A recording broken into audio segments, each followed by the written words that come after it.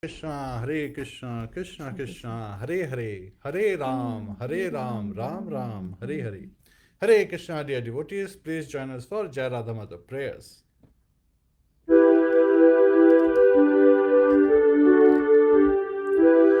Jai Radha Madhava Kunja Bihari, Jai Radha Madhava Kunja Bihari, Gopi Jana Vallabha Girvardhari, Gopi Jana Vallabha Girvardhari, Yashodanandana Brajana Ranjana, Yashodanandana Brajana Ranjana, Yamuna Tira Vanachari, Yamuna Tira Vanachari, Jai Radha Madhava Kunja Bihari,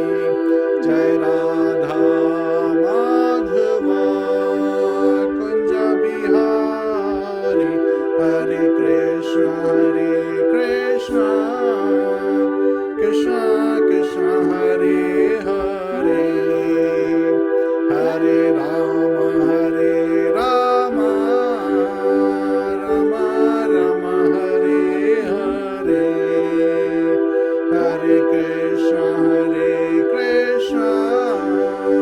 Krishna Krishna, Hare Hare, Hare Rama, Rama Rama, Hare Hare, Hare Krishna, Krishna Krishna, Hare Hare, Hare Rama, Rama Rama, Hare Hare, Hare Krishna, Krishna Krishna, Hare Hare, Hare Rama, Rama Rama, Hare Hare, Hare Krishna, Krishna Krishna, Hare Hare, Hare Rama, Rama Rama, Hare Hare, Hare Krishna, Krishna Krishna, Hare Hare, Hare Rama, Rama Rama, Hare Hare, Jai Radha Madhava Kunja Bihari, Jai Radha Madhava Kunja Bihari, Gopi Jana Vallabha Girvardhari, Gopi Jana Vallabha Girvardhari, Yashodanandana Brajana Ranjana, Yashodanandana Brajana Ranjana, Yamuna Tira Vanachari, Yamuna Tira Vanachari, Jai Radha Madhava Kunja Bihari, Jai Radha Madhava Kunja Bihari, Hare Krishna, Krishna Krishna, Hare Hare, Hare Rama, Rama Rama, Hare Hare, Hare Krishna, Krishna Krishna, Hare Hare, Hare Rama, Rama Rama, Hare Hare. Hare Krishna, dear devotees. Hari बोल. Welcome everyone, welcome dear viewers. आज की जो Shrimad Bhagavatam class है, इसमें जीव तत्व प्रभु जी जैसे कि हमें हमेशा wonderful essence of the whole chapter हमारे साथ शेयर करते हैं. और अभी ध्रुव महाराज के पास टाइम्स कंटिन्यू हो रहे हैं. So Prabhu ji, let's welcome everyone, all the viewers जिन्होंने आज हमें ज्वाइन किया है. Abhijit ji, Tapasray ji, Vishal ji, Varun Chhabra ji, welcome. Anita ji, Bisay ji, Koirala ji, Kartik, Pratik, Hare Krishna, Akshay ji, Srinu, Arvind, Vinay, Sanjay, Samit, Sudam, Chitra Gidwani ji, Priyanka Tyagi ji, welcome everyone. And जिनके हम नाम अभी अनाउंस नहीं कर पा रहे हैं, काफ़ी नेम स्क्रॉल कर गए हैं, सभी का खास स्वागत है. Prabhu ji, please go ahead with the prayers. Hare Krishna, dear devotees. So today we'll be covering Shrimad Bhagavatam, Canto 4, Chapter 10. And the title of the chapter is Dhruva Mahāraja's Fight with the Yakshas. So again, please join us in the recitation of the first verse. Devi, have you shared the link? Yes, Prabhuji, I'm just sharing the link. Hare Krishna. So you can join us in the recitation of the first verse, Shrimad Bhagavatam, Canto 4, Chapter 10, verse 1. But before that, please join us for Mangalacharan prayers. Together we'll recite them. Om Namo Bhagavate Vasudevaya. Om Namo Bhagavate Vasudevaya. Om Namo Bhagavate Vasudevaya. Narayanam Namaskritya Naram Chaiva Narottamam Devim Saraswatim Vyasam Tato Jayam Udiryet Shavatam Swakatha Krishna Punya Shavana Kirtanaha हृदयन्तस्थो ह्यभद्राणि विधुनोति सुहसताम् नष्टप्रायेष्वभद्रेषु नित्यं भागवत सेवया भगवतेरुत्तम श्लोके भक्तिर्भवति नैष्टिकी. Hare Krishna, dear devotees. Please join us in the recitation of the first verse of Shrimad Bhagavatam, Canto 4, Chapter 10. Maitreya Uvacha प्रजापते दुहितरं शिशुमारस्य वै ध्रुवः उपये मे भ्रमिं नाम तत्सुतौ कल्पवत्सरौ. Translation by His Divine Grace A.C. Bhaktivedanta Swami Srila Prabhupada. The great sage Maitreya said, My dear Vidur, thereafter Dhruva Maharaj married the daughter of Prajapati Shishumar, whose name was Brahmi, and two sons named Kalpa and Vatsara were born of her. In the purport, Srila Prabhupada is revealing that Dhruva Maharaj was, first installed on the throne by his father, and he married afterwards. And he actually also had second wife named Ila, who was daughter of, the wind god Vayudev. And we know about the two sons of Vayudev, right? Lord Hanuman and Bhimsen, one of the second of the Pandavas, younger to Yudhishthir, elder to Arjun.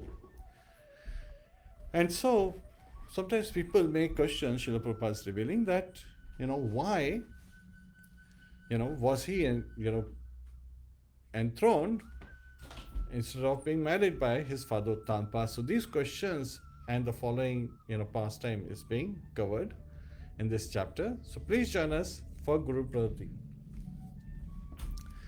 Namo Vishnu Padaya Krishna Prishtaya Bhutale Shrimate Bhakti Vedanta Swami Niti Namine Namaste Saraswati Deve Gauravani Pracharine Nirvishesha Shunyavadi Pashatya Deshitarine Om Ajnana Yamrantasya Jnananjana Shalakaya Chakshurunmilitam Yena Tasmai Shri Guruve Namaha Mukham Karoti Vachalam Pangum Langhayate Girim Yat Kripa Tadaham Vande Shri Gurum Deenataranam.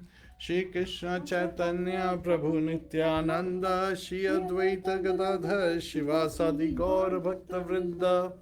Hare Krishna, Krishna Krishna, Hare Hare, Hare Rama, Rama Rama, Hare Hare. Hare Krishna, dear devotees.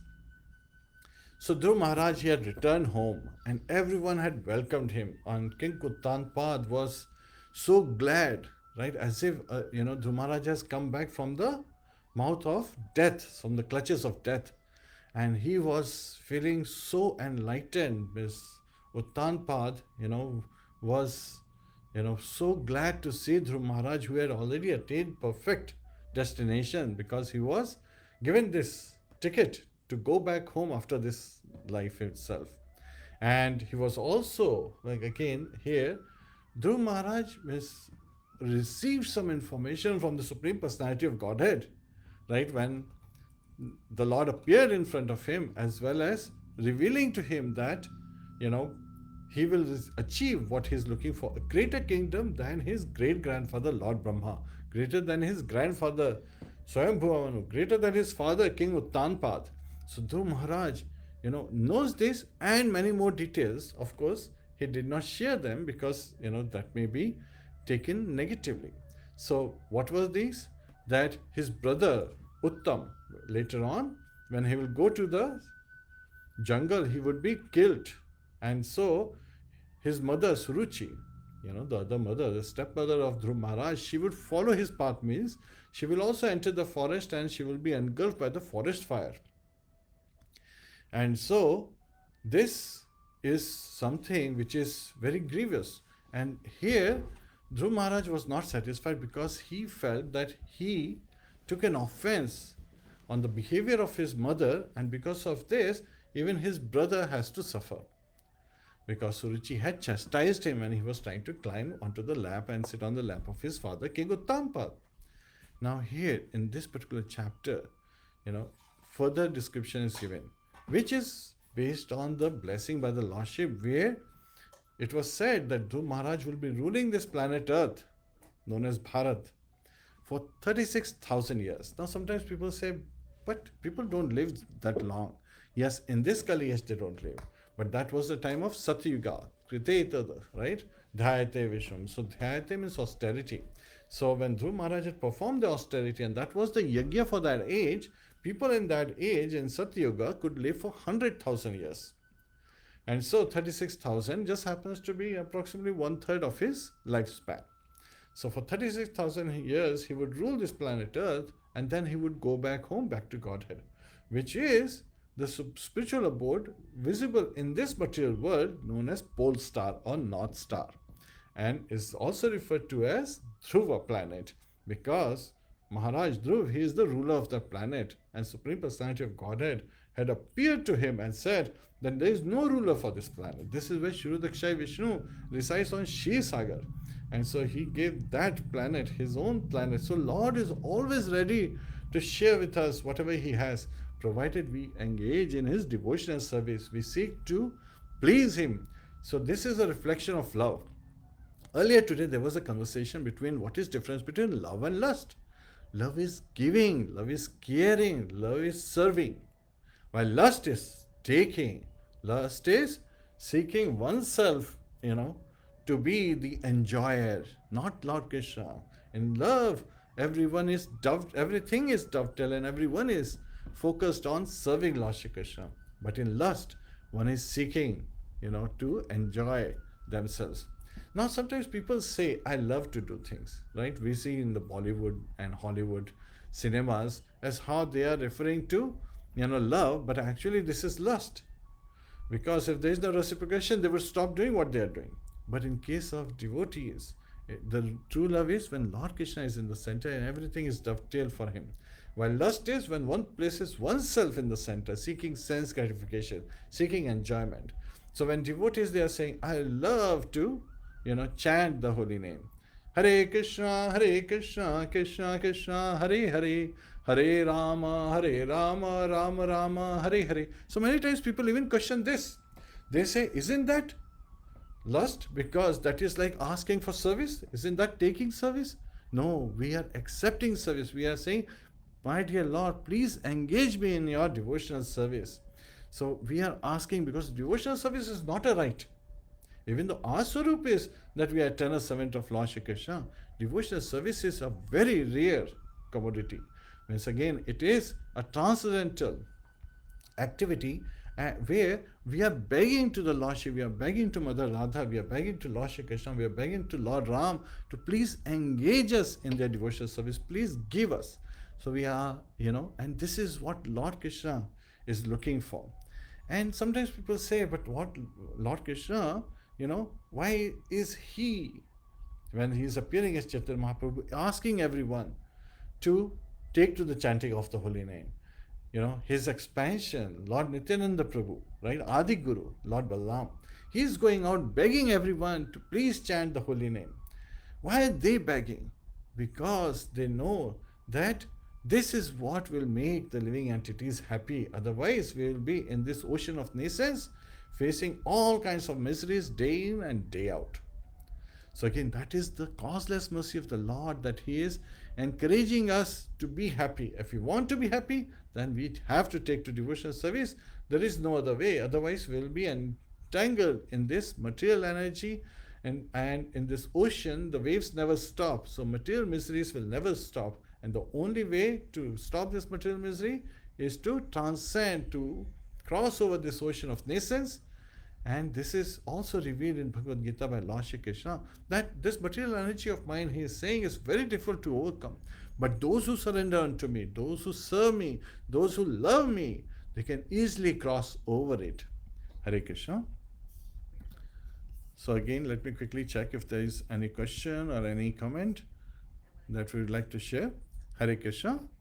Kritik Baswas ji, Pritam Viswas ji, Hare Krishna, Shalu Sharma ji, Hare Krishna, Shinu Chikkala ji. So again, we are covering the pastime of Dhruva Mahārāja, where it is revealed that how he is, taking on the throne after his father has departed. Now, one question that people raise is, why was Uttanpa so curious to just, install Dhruva Mahārāja, on the throne and then leave? Why wasn't he, Hare Krishna, careful that, he takes care of his sons and then, marry them off and get nicely, marry his sons and then enjoy the company of his son and daughter-in-law and see the grandkids, right? So it is said that Maharaj Uttanpa was a Rajarishi, a saintly king. So he was also very anxious for his self-realization. So he departed for the forest. He took to Vanaprastha for self-realization. Hare Krishna. So it is also very important that we should focus on self-realization. What is, as living entities, we are not this body. We are the spirit soul riding on this body, and this body is the instrument given to us by the material energy. So from that perspective, it was quite appropriate for Dhruva Mahārāja, when he was worthy and he was liked by the citizens, he was liked by the ministers, he was liked by all the Brahmanas and Rishis. So everybody understood that Dhruva Mahārāja had already been blessed by the Supreme Personality of Godhead when he was 5 years old. And he was very compassionate. So not just that he was, that happened to him when he was at the age of 5. His behavior was exemplary, and he, as an acharya means one who teaches by example, acharana, right? Acharana means behavior. So when he teaches by his own behavior, and His Holiness Bhakti Rasamrit Maharaj, in his lectures, he often repeats that a devotee can preach all day without saying a single word. What is the meaning is, by his behavior, by behavior of a devotee, one will understand what is the purpose of life and how to engage in devotional service, and how one can be very happy when engaged in devotional service. So here we are seeing that Dhruva Mahārāja, not just that he received the benediction from the Supreme Personality of Godhead, not that he has a perfect destination at the end of this life, not that he'll just be ruling for 36,000 years. It is further, revealed that his behavior was so exemplary that everybody loved him. And we see another personality in this material world who is loved by everyone. Of course, Lord Shri Krishna is all attractive. And on top of that, we also see his devotees like Shambhu, right? Vaishnavanam Yatha Shambhu. Lord Shiva is the topmost devotee of the Lord. So he's always meditating on Lord Sankarshan, an expansion from Balaram. So Lord Balaram further expands into Chaturvihu form. Vasudev, Sankarshan, Pradyumna and Anirudh. So it is, Lord Sankarshan that Lord Shiva is constantly meditating on. And he, by his own example, is showing so much compassion that even towards the demons, even towards the ghostly creatures, he is compassionate and he can deliver even them. What to talk about exalted personalities like Brahmanas, Rishis, and kings. And is always meditating on the lotus feet of Lord Sankarshan.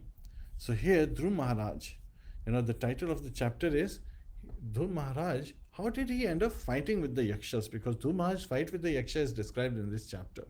So Dhruva Mahārāja, he, married the daughter of Prajapati Shishumar, whose name was Brahmi, and he had two sons, Kalpa and Vatsara. Then later on, he also had another wife, the daughter of demigod Vayu. From her, he got, one son and one very beautiful daughter, and the son's name was Utkala. So Dhruva Mahārāja's younger brother, he was still unmarried, and once Uttam, he went to the forest for excursion. So as Kshatriyas, they would go to practice their skill in the forest. And there were other reasons given with respect to this. So they would, go to the forest because that's where the rishis were staying in the ashram. And sometimes these carnivorous animals, they would attack the ashrams and kill, people living in the ashrams, or even the cows and various animals living in the ashram. So the kings were responsible to make sure that the sages were properly protected. And if they knew that there is a carnivorous, animal like a lion or an rhinoceros or leopard in that area, then they would go, or a jackal or a fox in that area, then they would go and protect that area as well. Another thing is they would sometimes go for arcade. Arcade is to practice their military art in the forest, because shooting at a stationary target, anybody can do it. Then but when you're on the battlefield, your target is never stationary, so they have to be expert on the battlefield to protect dharma. Kshatriyas means one who is protecting the citizens, protecting the other living entities who are old, who are too young to fight or protect themselves, or who are sick, or who are like ladies who are weak. So they are there to protect. So to protect them, they have to take to violence. So there is some sinful reaction that comes. But when the protection is done as a service to the Supreme Personality of Godhead, performing one's duty, then there is no sinful reaction, because it's aligned with the Sanatan Dharma. So Dhruva Mahārāja, he heard that when Uttam went, he was killed by a powerful Yaksha. And the Yakshas lived in the Himalaya mountains at that time. And so when that happened, Suruchi, his mother, the stepmother, she also followed the path of her son. So when she went to the forest, feeling separated from Uttam, that Uttam has been killed, she went to the forest, and there was forest fire, and she was, she died in that forest fire, being burned. So he heard of his brother Uttam, right? And so he was filled up with lamentation and anger. And this is where, he got on his chariot and went on for victory over the city of Yakshas, Alkapuri. Now, Alkapuri is very near to Kailash, where Lord Shiva is residing. And it is said that the Yakshas, they are generally, ghostly looking or very, strange looking faces. And they are generally devotees of Lord Shiva. And Alkapuri being very close. And Alkapuri is the capital of the treasure of demigods. Again, so we hear about that as well. So again, Dhruva Mahārāja, when he went, sometimes there's a misunderstanding. People think that he should not be angry. But a Kshatriya is by nature, he engages in anger to be able to perform his duties.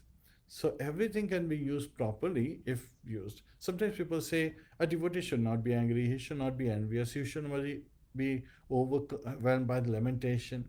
Dhruva Mahārāja, he was a king. And when his brother was unceremoniously killed, right? Because he was not challenged by the Yaksha. He just happened to have gone to forest and there was a Yaksha and he killed his brother Uttam. So it was duty as a Kshatriya of Dhruva Mahārāja that he has to take revenge against the Yakshas from the Himalayas. So that's why he got onto his chariot. And so he went in the northern direction to the Himalayan ranges.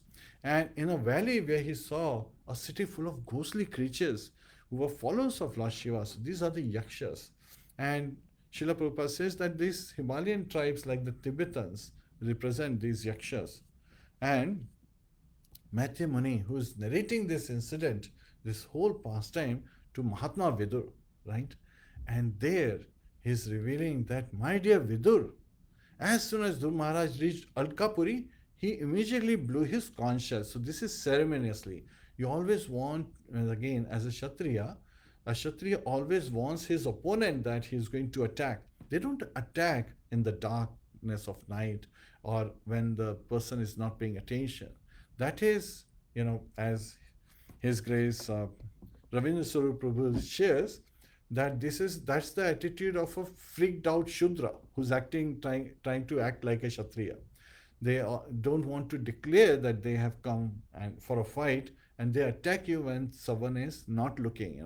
They attack from the back when someone is not aware, and that we see in current times. Many of these defense forces, they use this strategy, which is highly abominable. Yet at the same time, the focus is not to be situated as a proper Kshatriya. The focus is on winning. And that is a lusty desire, because the focus is to enjoy, right, the loot of the wins, or to gain extra wealth, or to gain extra name, or to gain extra land. So these are the various reasons people fight nowadays. As we see in Afghanistan, so many incidents are happening all over the world. So this is another way of terrorism with uniforms on, which is highly abominable as given in the Shastras. So Maitreya, he's saying, he's revealing this, he's narrating this pastime where he's to Mahatma Vidur, and he's saying that Dhruva Mahārāja, he blew his conch shell, and so the sound of the conch shell reverberated throughout the entire sky in every direction. So hearing this loud sound, of course, the Yakshas, they were warriors, so they were ready to fight. But seeing that who is against them? Dhruva Mahārāja, who has already been blessed by the Supreme Personality of Godhead, their wives became very frightened. And so their eyes were filled with anxiety. And so the Yakshas, the powerful heroes of Yakshas, they were unable to bear, the sound, resounding vibration of the conch shell of Dhruva Mahārāja. So they came forth from their city with weapons and attacked Dhruva Mahārāja. So again, this is where, it's ceremoniously, proper. And so again, a Kshatriya would call out to their opponent, Savdhan, pay attention, I'm here to fight with you. And when the person is ready, then they would engage in a warfare or in a fight. So Dhruva Mahārāja, he was a great charioteer and certainly a great bowman. So again, he started killing the Yaksha warriors as they were coming and charging towards him. And how he was killing was also magnanimously, because he was killing with 3 arrows at one time, right? So when the Yakshas, they saw, right, they were threatened by Dhruva Mahārāja, they could understand that, this is a highly expert charioteer, and Dhruva Mahārāja is a great bowman. And so they concluded that they would certainly be defeated. But even though they knew that the death was facing them, they applauded, they, appreciated the action of Dhruva Mahārāja, his fighting skill. They were appreciative. So this is also reciprocation of the Kshatriya behavior, that they were saying, yes, we may be facing, but this is an amazing warrior we are against. And they were finding that this is, a rightful battle to take on. So as they were fighting, right? So the fighting, in a sporting attitude is very significant, as being described by Maitreya Muni. And here the Yakshas, they were attacked severely. They were being killed in large numbers. Yet at the same time, they were appreciating Dhruva Mahārāja's fighting skills. And this is a characteristic, as Srila Prabhupada reveals, of a real Kshatriya. So now, sometimes, as we see that serpents, they cannot, tolerate being trampled on, being stepped upon. And so they immediately, being envious in nature, they attack. So this is the nature of snakes. So similarly, when someone is heavily attacked and facing the death, then the person, immediately responds to it. As a Kshatriya, they were responding to it. Now, when we talk about snakes being trampled on, so if you step on a snake, now it is very interesting that in the school that I was growing up, there were a lot of snakes there were a lot of woods area around it, and so there were a lot of snakes there. And one thing we learn from experience and from the neighbor villages and others back in India is that if you step on a mature an adult snake, a grown up snake, then the snake would actually not immediately attack you. It will bite you a little bit, and for children they will even be more compassionate, kind of like first knock off or bite, but little bit. However, more dangerous are the young smaller snakes, the children snakes who are not fully adult. And so as soon as somebody tramples on them, they just you know put out all their venom immediately, in their bite. So this is where maturity and immaturity is also visible, even in snakes. And similarly, in human beings, we see that one who is tolerant, one who is humble, one who is filled with gratitude, when he is attacked by others, he just, responds to it. He understands the purpose, what is the purpose that one is being, attacked. So one responds accordingly. While a person who is not so mature, they immediately respond to it, they react to it by, tit for tat. That's their attitude. You said this to me, I'll say this to you. You did this to me, I'll do this to you. This is a very immature way of understanding. You attack me, I'll attack you. So again, and this is sentimentalism, the, reactive nature, all these characteristics which are actually in the mode of ignorance are visible when a person is not very mature. That's why we human beings are different than animals. Animals don't have intelligence to inquire about God, but we human beings have intelligence. That's why the most important lesson, as the scriptures reveal, is Atato Brahma Jigyasa. We should inquire, why are we here, right? What is my purpose in this life? What is the goal of life? Why are we suffering? Why is there suffering all around? And why is there human being killing human being while none of the other animals do this kind of behavior, show this kind of behavior? So we have to also, from that perspective, we have great responsibility because we have higher intelligence. With higher intelligence comes great responsibility, great accountability. And so we cannot say that I don't have to be, inquiring about the purpose of life. Rather, we should be very anxious to know the purpose of life and engage in attaining the goal of life. So again, Atata Brahma Jigyasa, that what is the purpose of life? Why am I here? Who is God? What is my relationship with God? Enables us to come to that sambandha, that what is our relationship with God, that we are part and parcel of the Lord. Part and parcel. Now, sometimes people, they talk about part and parcel because Srila Prabhupada describes it. But many times, Srila Prabhupada has also explained what part and parcel is. We are part of God, Amsha. So again, we are Vibhin Amshas. So we are living entities. And so we have limited freedom. While Lord is Swarat, he is completely free to do anything what he feels like. So we living entities are part, portion, but we are also not in the same category as Vishnu Tattvas. They are, Swamshas, while we are Vibhinnamshas. We are the marginal energy. While Vishnu Tattvas are expansion of the Lord as Vishnu Tattvas, so they are in the same category. So they are non-different from Lord Shri Krishna. So all expansions of Lord Shri Krishna together are in him. So they are always addressed as singular. While we, Vibhinnamshas, where the marginal energy are scattered, right? And we have limited capability. But why are we parcel? Because we are fully capable of performing our function for which we have been created. So again, we are coming from the Lordship as marginal energy, fully capable of serving him in our individual capacity. That's why we are referred to as part and parcel. Very important aspect for us to understand. And what is that parcel is to engage in our service, and we have been given full capacity, we are fully capable of performing our service. And that, what is this service referred to? Jivera Surupaya Krishnera Nityada. So what is our eternal nature as living entities? That we are eternal servant of Lord Shri Krishna. So that is a Swarup. That is a dharma. Like dharma of sugar is that it is sweet. Dharma of salt is that it is salty. Similarly, dharma of a living entity is that he is an eternal or she is an eternal servant of the Supreme Personality of Godhead. So just like serpents, they cannot tolerate being trampled upon by anyone's feet. The Yakshas, being intolerant of the wonderful prowess of Dhruva Mahārāja, threw twice as many arrows. So again, Dhruva Mahārāja was shooting 3 arrows at a time.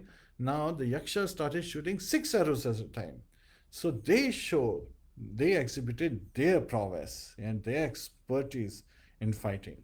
And how many soldiers were there? It is described, Matthew Muni is describing, they're 130,000 strong, angry, desiring to defeat Dhruva Mahārāja. They were fighting with Dhruva Mahārāja. And so with full strength, as they were showering 6 arrows at the same time, together, they showered upon Dhruva Mahārāja from various kinds of weapons, which included, feathered arrows, parigrahas, the iron bulgians, the nishrimashas, the swords, prashashulas, so again tridents, right, trishul, parashvadas, which is lances, and bhale, and shaktis, which are pikes, and rishtis, spears, and vishundi weapons. So in this way, they were attacking Dhruva Mahārāja. And Dhruva Mahārāja, it appeared that he was completely covered by the incessant showers of weapons, just like a mountain when there is like a lot of clouds and they are covering and they're raining onto the mountain. So it seems that the mountain is covered. So this is how it appeared. And Srila Vishwanath Chakravarti Thakur, he points out in this connection that although Dhruva Mahārāja seemed to be covered by the mountains, but when like a mountain is covered by the clouds showering rain, so it appeared that Dhruva Mahārāja is covered by this great cloud and showering of the arrows by the enemies. It doesn't mean that he was defeated, right? What happens is when the rains, they fall on a mountain, they wash off all kind of, dirty things from the surface of the mountain. So similarly, this showering of arrows appearing as this great shower on Dhruva Mahārāja actually encouraged him to fight better. So he got new vigor to fight with the Yakshas. So again, this is also very interesting. And I actually learned it from my coach when I was back in school. I was a boxer, as one of my hobby.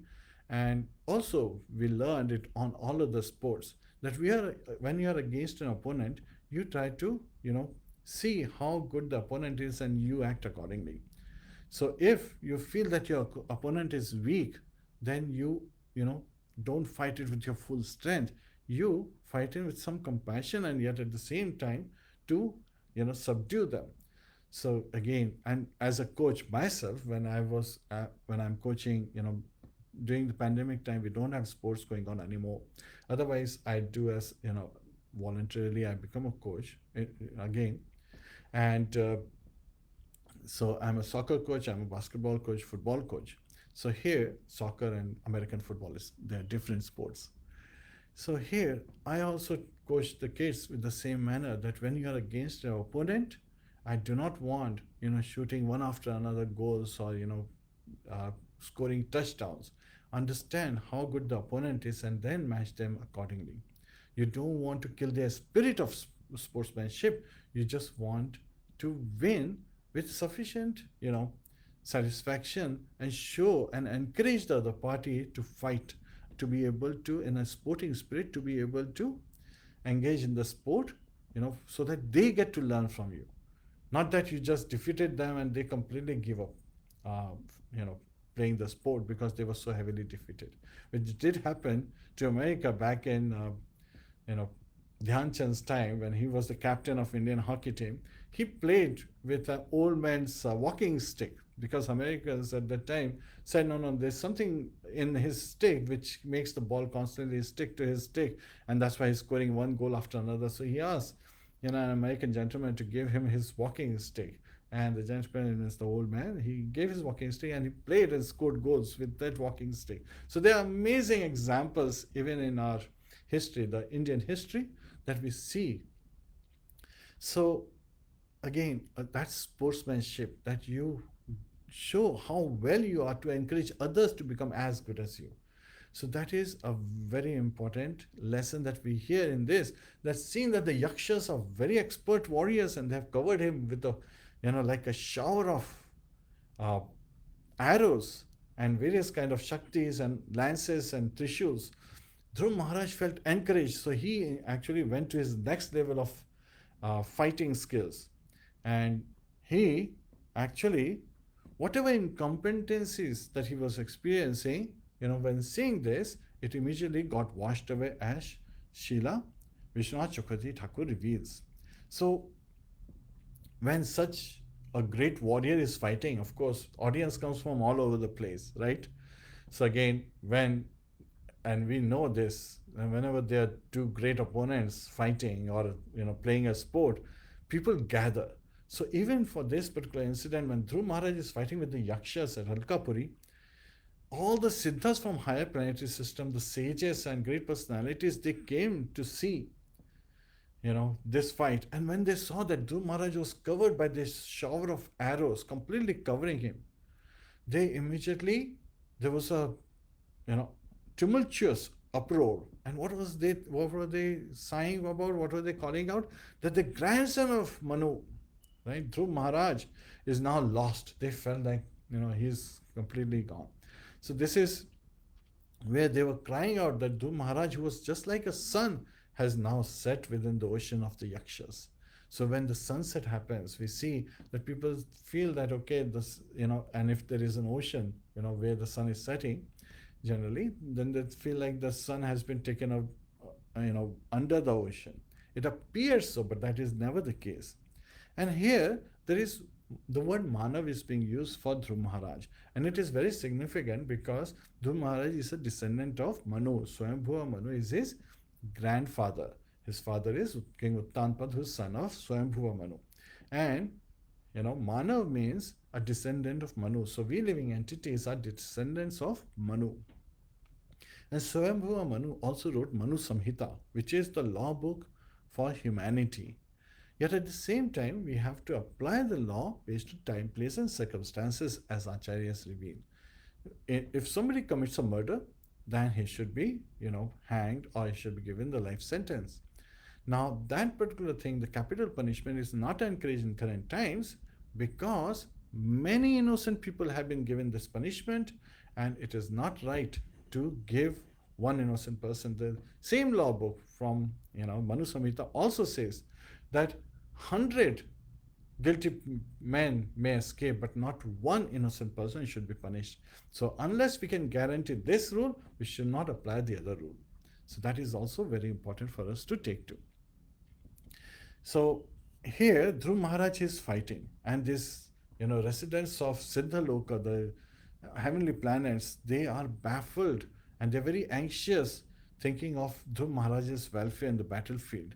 And Srila Rupa Goswami, he reveals that not only is a devotee well protected by the Supreme Lord, but all the demigods and even ordinary men are anxious for his security and safety. So here this comparison is given where Dhruva Maharaj, he appeared to be, overcome much in the ocean of the Yakshas. That's also very significant because how many Yakshas were there?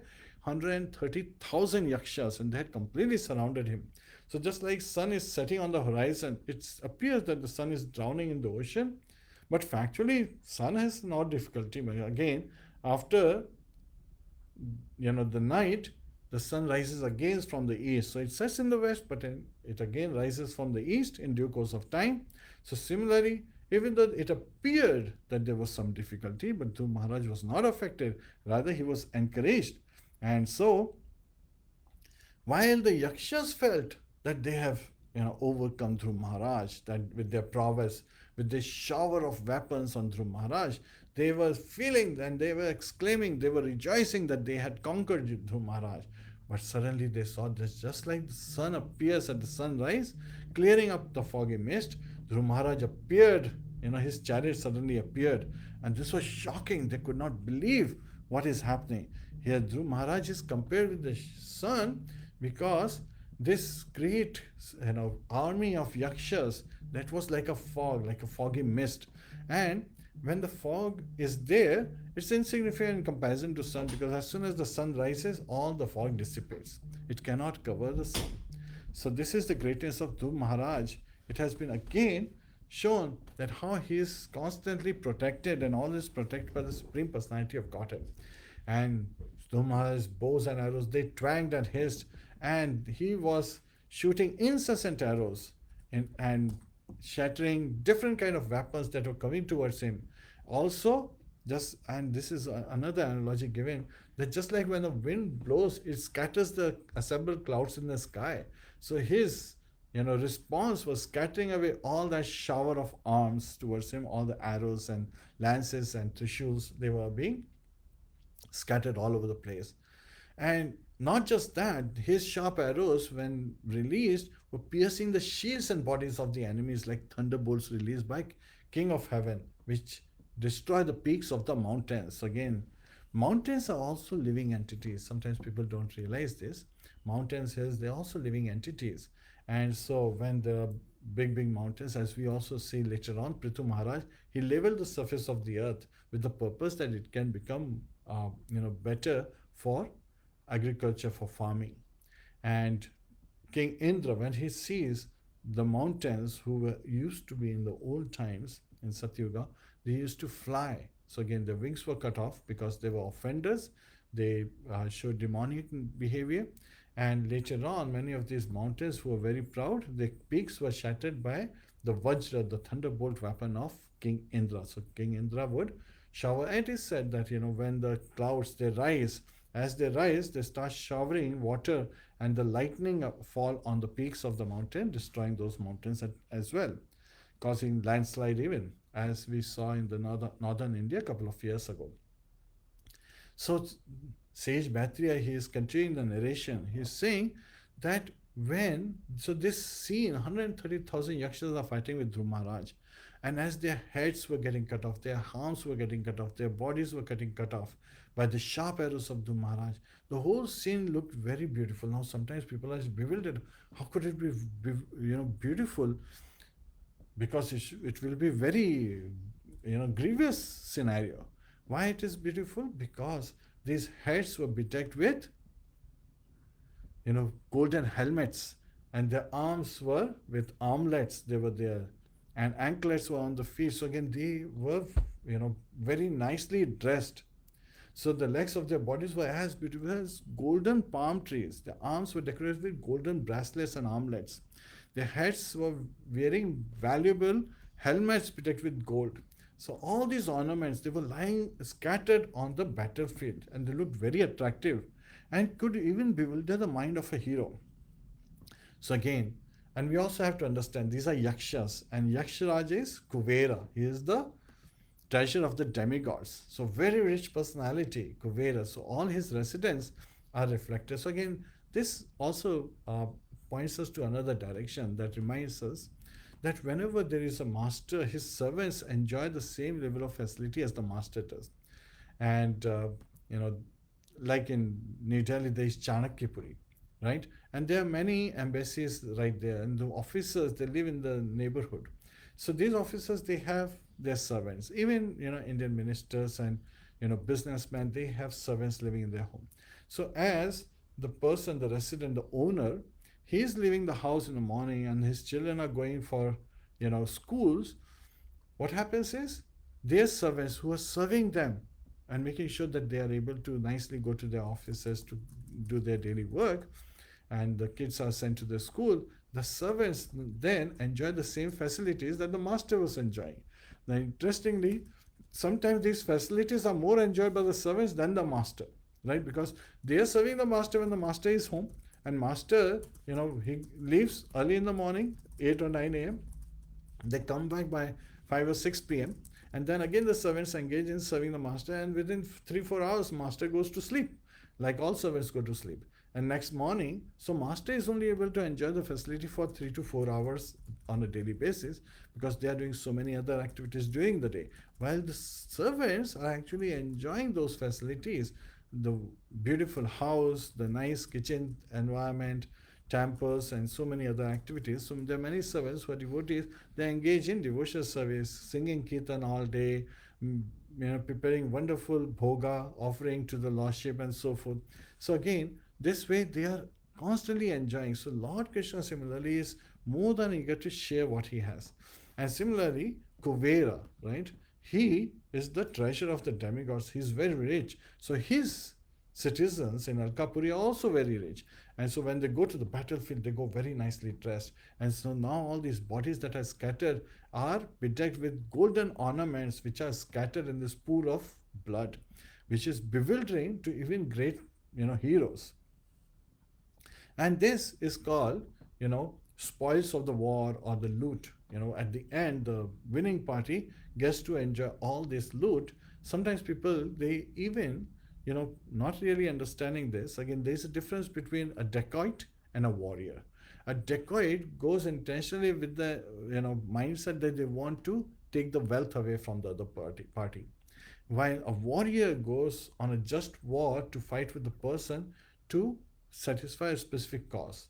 And the kings, they would sometimes go to expand their kingdom with the mindset, if the other king is not performing their duty well, as a Kshatriya, it is the duty of a Kshatriya to protect the innocent, protect the weak, protect the old who cannot protect themselves. So then the kings would attack an unjust king, to drive him out of the kingdom and spread the good, protection, expand their protection to the citizens of other kingdom as well. So now that will become part of their kingdom. And so whatever is the loot that they would collect, they would actually put it back in treasury so that it can be used for the welfare of the citizens. That used to be the purpose. Now in current times, things are changing, right? So whatever is collected sometimes by the politicians is being used for their enjoyment and to build more armed forces so that they, are showing off that we are trying to protect everything. And with the pandemic times, we have seen that you cannot have armed forces towards the, this COVID response. So this response is from humanity perspective, where everyone is now focusing on, developing vaccines so that people can be protected. And carrying out with the short time, it is very difficult to understand what are the reactions. So we have seen many devotees who are not taking vaccines because they do not know what is the effect of vaccines. And these are not ignorant devotees. These are devotees who are doctors and they are nurses. And they are saying, we do not simply take to what is coming in. We want to understand what is its effect in the long term. So again, that is their decision. We all have to make decision. And many doctors at the same time who are devotees are immediately taking, after doing their individual study, taking to these vaccines. And so that way they can carry out their activities. So here Yakshas, they, who were not killed, they had their limbs, cut to pieces by the arrows of Maharaj Dhruva. They started to flee. And this is like the elephants when they flee, when they are defeated by a lion. So lion, they walk alone, while elephants, they normally, in a group. So there is a group. So here, when a lion attacks elephants against, it's one against many. So similarly, there are many yakshas and they are fleeing the battlefield. And so Dhruva Mahārāja, who is identified as the best of human beings, right, Manavas, right, descendant of Manu, he observed in that great battlefield not one of the opposing soldier, right, the enemy, they had fled away from the battlefield. Not one was standing. So he decided to see he desired to see the city of Alkapuri, but then he thought it may not be safe because nobody knows what could be planned there. There may be booby traps, right, in Alkapuri. So he is very cautious. So as he was thinking, and he was thinking that these yakshas, they are very mystical beings, right? And he was talking in this manner with his charioteer. Suddenly he heard tumultuous sound, and as if like the whole ocean, right, tsunami is occurring. And he saw that the whole sky, is filled with the great dust storm that's coming from all directions. And within no time, what does he see? That there are dense clouds and severe thundering is happening, and lightning is happening, and severe rainfall. And what is in this rainfall? It's not the regular rainwater. What is falling is blood, mucus, pus, stool, urine, and marrow, the bone marrows, they are falling heavily before Dhruva Maharaj. And there were trunks of bodies falling from the sky. So again, just like, next, a great mountain was visible in the sky. So these yakshas, they were like, I was explaining, in the Satyuga times, the mountains could fly. They had wings, so they could fly in the sky. So now the yakshas were using these flying mountains to attack Dhruva Maharaj, and they were, attacking from a height. That's a highly advantageous position to be attacking from, with lances, clubs, swords, iron bungeons, and even stones they were throwing at Dhruva Maharaj. Dhruva Maharaj also saw giant serpents, right, with their angry eyes, and these serpents were vomiting fire from their mouths, ready to devour him, and also some mad elephants, lions, and tigers coming in his direction. So it appeared that this is like the time of dissolution for the whole world, right? And a fierce sea with foaming waves and roaring sounds, they came forth before Dhruva Maharaj. And the demon yakshas, right? Now these yakshas are referred to as demons because they are using the demonic way to create illusions. So this is, again, mystics can be in two categories. Ones who are following devotional service, and they are yogis connecting with the Lord and seeking to engage in welfare of all humanity. And then on the other side are the mystics who are demonic, using the dark powers, black magic.